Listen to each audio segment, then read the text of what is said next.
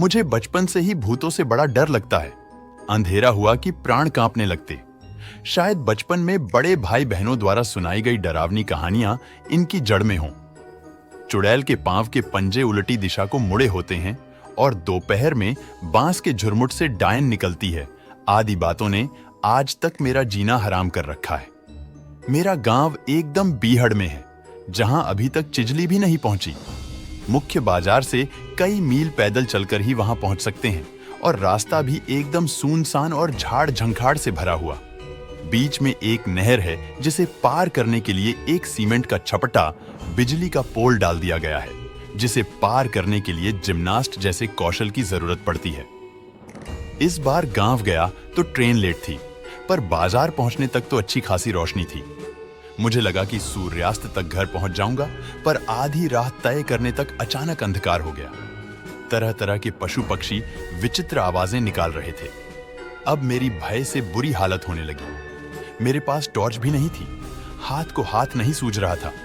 तभी कोढ़ में खाद जैसी बरसात शुरू हो गई। मैं बुरी तरह फंस गया, न आगे जा सकता था न पीछे। हनुमान चालीसा याद थी, उसका संबल लेकर धीरे धीरे आगे बढ़ा। अब बिजली भी रह रहकर चमकने लगी थी तो उसके प्रकाश में राह सूझ जाती। लेकिन हर पेड़ पौधा और झाड़ी मुझे भूत प्रेत ही नजर आ रहे थे। डर के मारे में कांप रहा था, पर मरता क्या न करता, चलता रहा।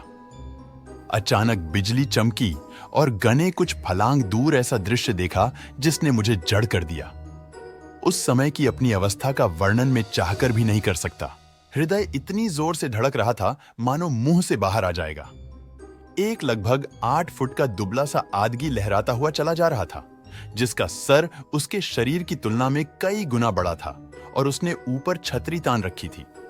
डर के मारे मेरी धिगधी बंध गई। कदम उठाना मुहाल हो गया।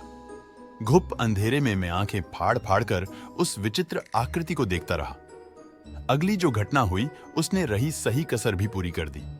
उस भूत ने शायद आज मुझे मार डालने की ही ठान रखी थी। मेरे देखते देखते वो थोड़ा सा लड़खड़ाया और उसका सर धड़ से टूटकर भूमि पर आ गिरा। धप की धीमी सी आवाज मेरी तेज चीख में दब गई। मेरी चीख सुनकर वो सरकटा भूत आकर्षित हुआ और तेजी से मेरी ओर बढ़ने लगा। अब मुझ पर बेहोशी छाने लगी।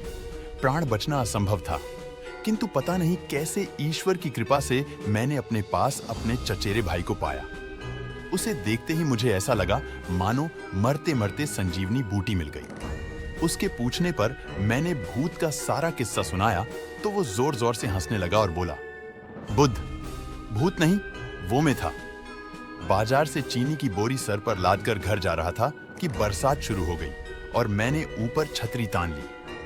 अचानक एक गड्ढे में पांव पड़ जाने से बोरी फिसलकर गिर पड़ी।